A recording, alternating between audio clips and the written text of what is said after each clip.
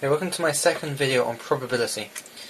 I'm going to introduce to you the use of probability trees to easily map where the probability is and the total probability. So this person, let's call this person John. He has two choices of something to do today, and these are his only two choices. He can either go to the cinema or go to McDonald's. Now, before John watches the film at the cinema, he has three choices to eat. He could choose Pepsi.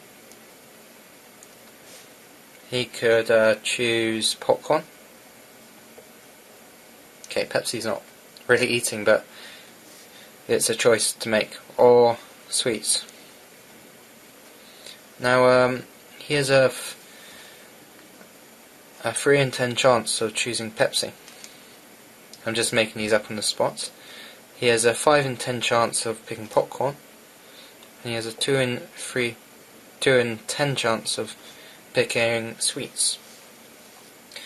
And at McDonald's, he has a 5 in 10 chance of picking Pepsi to drink. He has a 2 in 10 chance of picking. Let's make this. No, don't worry. He has a 2 in 10 chance of picking fries, or he has a 3 in 10 chance of picking a Big Mac. Okay, I forgot to do this, but we need to do the probability for going to a cinema or going to McDonald's. So he has a 6 in 10 chance of going to cinema, and he has a 4 in 10 chance of going to McDonald's. So, as we go along this tree, as we go along the branches, right? So as you go along the branches, your probability decreases. It's like the first example of rolling a dice. As you roll the dice more, there's a lower probability of picking the correct one. So it's like there's a lower chance of picking cinema and Pepsi other than just picking cinema, because as you go along the branch you multiply.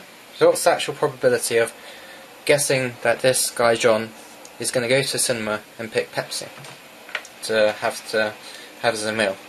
So what we do is we multiply the probability of going to the cinema by the probability of choosing Pepsi.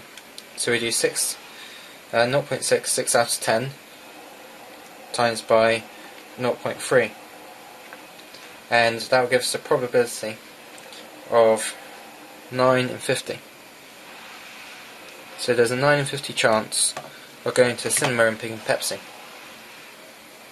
Now what's the probability of him going to McDonald's and picking Pepsi? Well, we do the same again. We do 4 out of 10 times 5 out of 10, 0.2, which is 1/5. I'll just write it as a decimal. Actually, it would be easier. So this decimal here is 0.18. So there's a slightly higher chance of going to McDonald's and picking Pepsi, rather than going to the cinema and picking Pepsi. And the reason for this, even though it looks like McDonald's, there's a smaller chance of going to McDonald's. At McDonald's, there's a greater chance of picking Pepsi. So that's where McDonald's gets a slight advantage. So, I've been saying going along the branches, you multiply.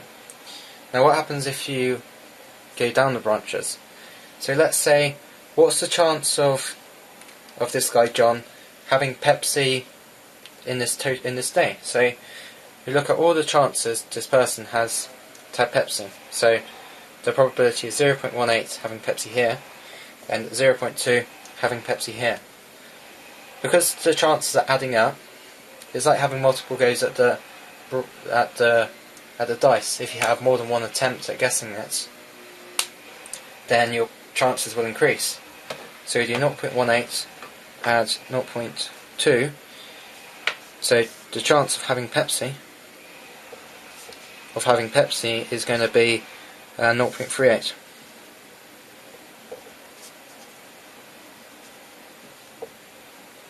It is 0.38. Yep, that works. So note that 1, the number 1, is going to be 100%. 0.38 is 38%.